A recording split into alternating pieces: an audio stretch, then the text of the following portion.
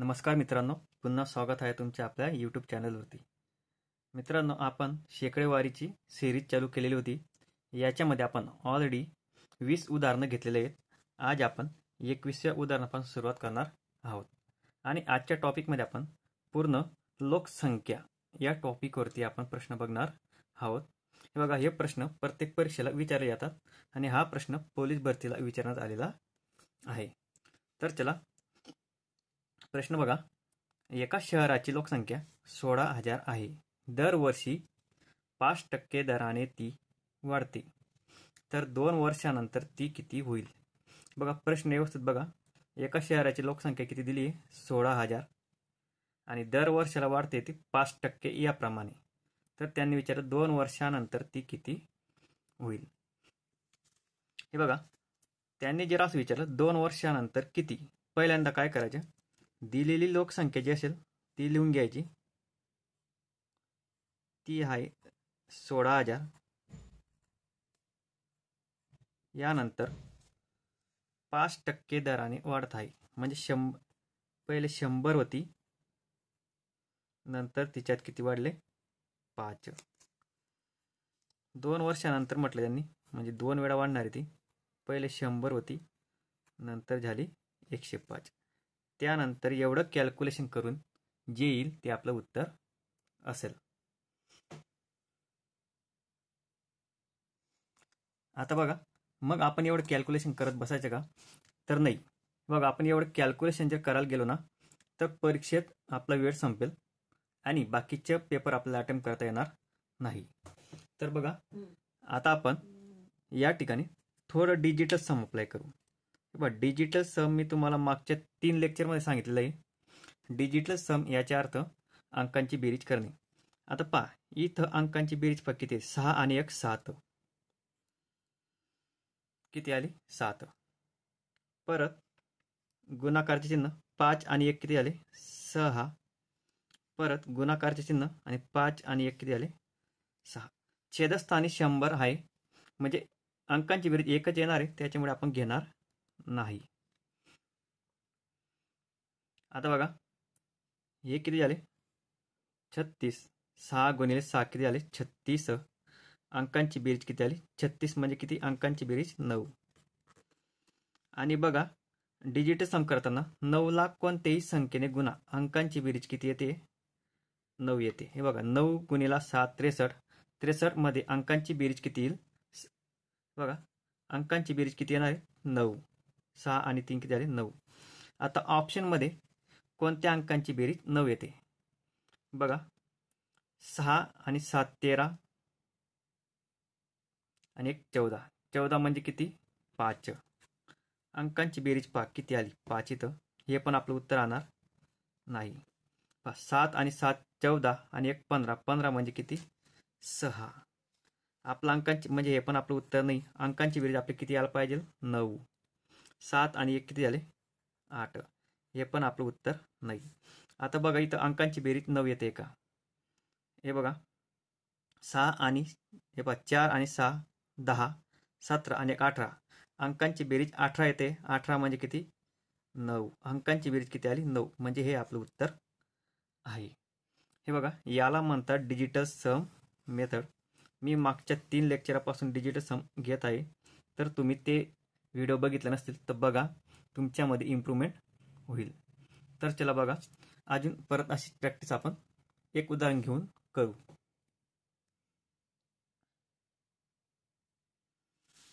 हा प्रश्न बघा, सेम कन्सेप्ट वरती आहे. बघा, 22 नंबरचा प्रश्न आहे.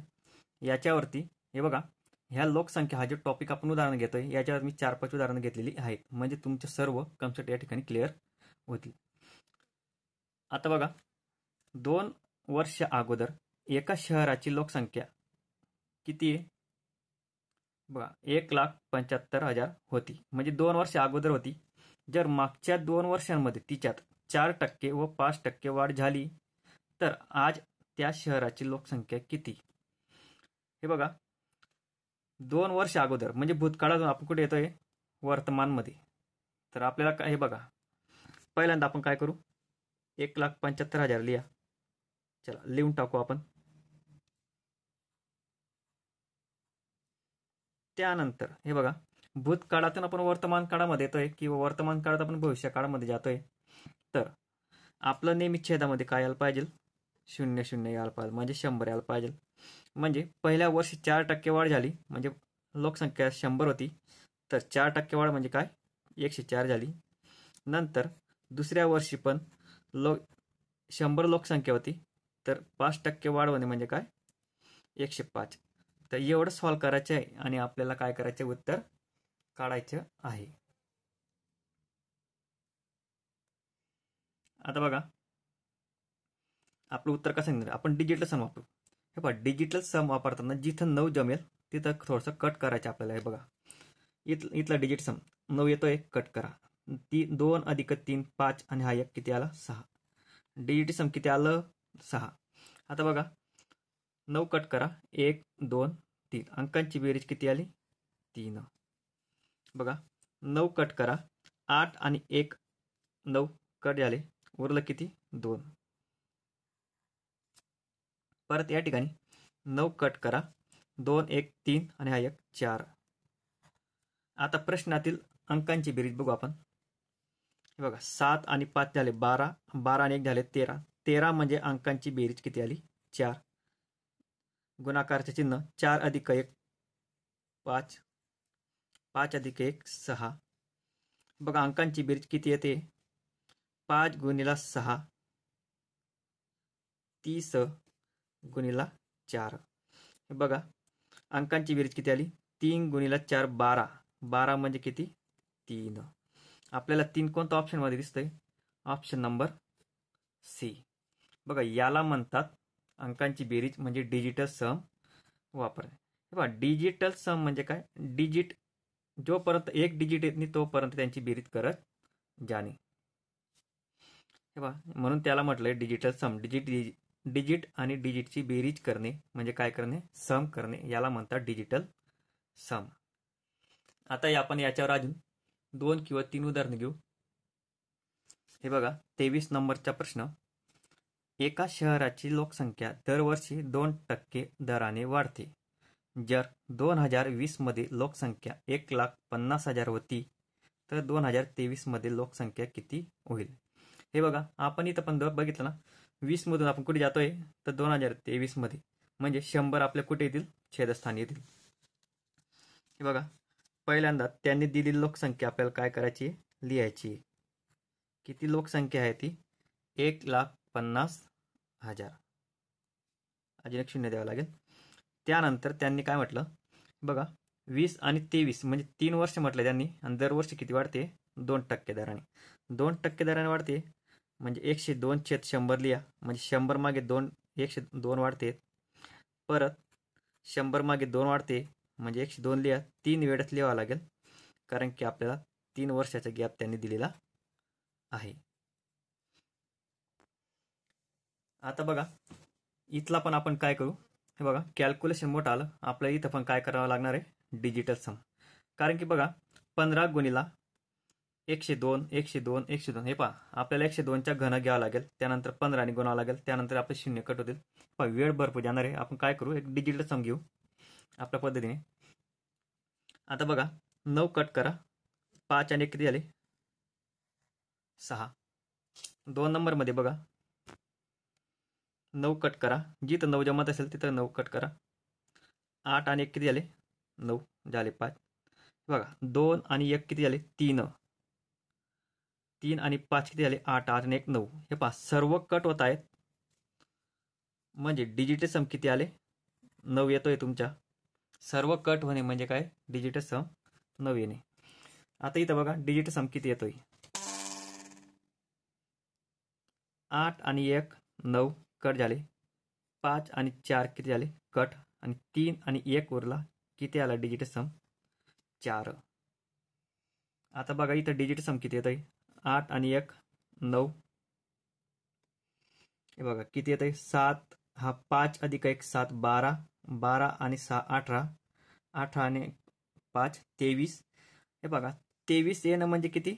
2 आणि 3 5. इथं डिजिट सम किती आला? 5. आता या ठिकाणी बघा, आपण आपल्या प्रश्नाचे डिजिट सम घेऊ. 5 आणि 1 किती झाले? 6. डिजिट सम किती आले 6.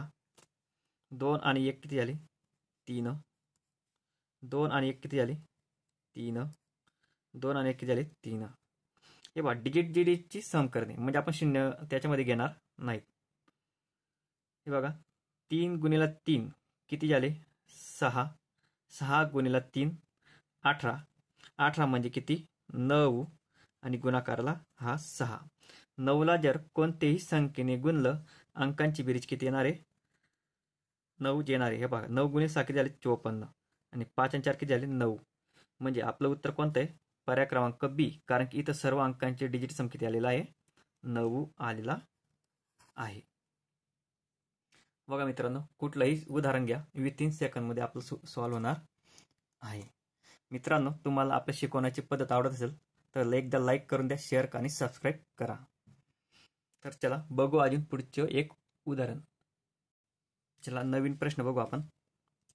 बघा 24 नंबरचा प्रश्न म्हणजे 4था प्रश्न आपल्या या टॉपिकवरती आता आहे. बघा कोरोना विषाणूमुळे एका गावातील लोकसंख्येचा मृत्यू झाला. बघा प्रश्न इथपर्यंत असं पूर्ण घ्यावा लागेल आपल्याला.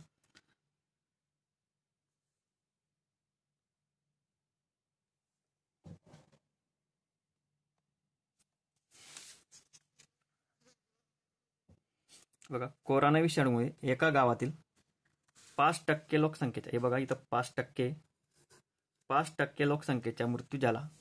उरलेल्या लोकसंख्येपैकी 20% लोक भीतीपोटी गावातून निघून गेले. जर आता गावाची लोकसंख्या 46-55 असेल तर पहिले गावाची लोकसंख्या किती होती. हे बघा बरोबरचे चिन्ह दिलं मी. बघा त्यांनी काय म्हटलंय पहिले 5% वारली आणि 20% लोक भीतीने पडून गेले. त्यानंतर गावाची लोकसंख्या एवढी उरलेली आहे. पहा जर आता म्हटलंय आता किंवा भविष्याचे जे येतं ते कुठे येतं या ठिकाणी बरोबरच्या उजव्या साईडला. हे पहा आणि भूतकाळामध्ये पहिले वारून गेलेली लोकसंख्या म्हणजे पहिले लोकसंख्या इतकी होती म्हणजे 100 मागे बघा 5% लोक मृत्यू पावले म्हणजे 100 लोक होते. 100 लोकांपैकी 5 वारले तर उरले किती 95. बरोबर ठीक आहे. आणि त्यानंतर 20% लोक भीतीपोटी गावातून निघून गेले म्हणजे 100 लोक होते त्याच्यातले पैकी 20 चालले गेले उरले किती 80. आणि एवढं कॅल्क्युलेशन करून आपल्याला 46-55 उत्तर यायला पाहिजे. म्हणजे आपल्याला त्या ठिकाणी पहिले गावाची लोकसंख्या किती होती कोरोना अगोदर ते काढायला लावलेलं आहे. तर बघा आता हे सोप्या पद्धतीने बघा या ठिकाणी पण मी काय करणार आहे थोडंसं डिजिटल सम अप्लाय करणार आहे. हे बघा अंकांची बेरीज किती आली 9 कट करा अंकांची बेरीज 5. हे पहा गुणाकारचे एक जसा तसा राहू देऊ. अंकांची बेरीज किती आली 8. बरोबर अंकांची बेरीज 4 आणि 5 9 झाले. कट करा 6 आणि 5 किती आले 11. 11 म्हणजे किती 2. हे बघा 5 गुणिले 8 40. 40 म्हणजे किती अंकांची बेरीज 4. इकडे उरला फक्त हा x. हे पहा आता बघा डिजिट सम घेताना छेदस्थानी जर समजा 2 आले तर अंशाला कितीने गुणा 5 ने गुणा. छेदस्थानी जर 4 आला तर अंशस्थानी 7 ने गुणा. छेदस्थानी जर 8 आला अंशस्थानी पण कितीने गुणा 8 ने. हे बघा यांची जोड राहते छेदस्थानी 2 किंवा 5 आला तर अंशाला 5 ने गुणलं जातं किंवा छेदस्थानी 2 आला किंवा छेदस्थानी 5 आला अंशाला 2 ने गुणलं जातं. बघा यांची जोड राहते यांच्यापैकी एक समजा छेदस्थानी आला तर एक अंशाला गुणतो. आता पहा आपला छेदस्थानी कोण आलं आहे 4 तर अंशाला कोणी गुणणार आहे मी 7 ने. हे बघा 2 गुणिले 7 किती आले 14. 14 म्हणजे अंकांची बेरीज किती आली 5. आता 5 ऑप्शनमध्ये आपल्याला कुठे कुठे दिसणार आहे ते आपल्याला बघायचे आहे. आता बघा इथं अंकांची बेरीज किती आली बघू आपण डिजिट सम 9 कट झाला 5 आणि 5 किती आले 10. 10 आणि 8 18. 18 म्हणजे किती 9. डिजिट सम 9 आला म्हणजे हे पण आपलं उत्तर राहणार नाही. इथं अंकांची बेरीज किती आली 6. इथं अंकांची बेरीज किती आली 6 7 8 9 म्हणजे 3 कट झाले, पूर्ण 9 कट झाला. अंकांची बेरीज इथं 5 आहे म्हणजे आपलं उत्तर हे राहू शकतं. इथं पण कट करून घ्या. 9 9 कट 5 आणि 5 10 10 म्हणजे किती अंकांची बेरीज 1 म्हणजे आपलं उत्तर किती आहे पर्याय क्रमांक बी. मित्रांनो व्हिडिओ पॉज करून बघा, हळूहळू बघा आणि या अगोदर 3 लेक्चर घेतलेले आहेत त्यांच्यामध्ये सुद्धा मी काय केलं आहे डिजिटल सम अप्लाय केलेला आहे. जर तुम्हाला प्रॅक्टिस करायची असेल तर तुम्ही थोडंसं अगोदरची उदाहरणं बघा आणि मला कमेंटमध्ये सांगा. मी पूर्ण लेक्चर तुम्हाला डिजिटल सम यावरती घेऊन येईल. तर घाबरायचं काही कारण नाही. हे बघा मोठे मोठे कॅल्क्युलेशन आपल्याला त्यांना तोंड द्यावं लागणार आहेत आणि त्याच्यासाठी सोपी मेथड आहे.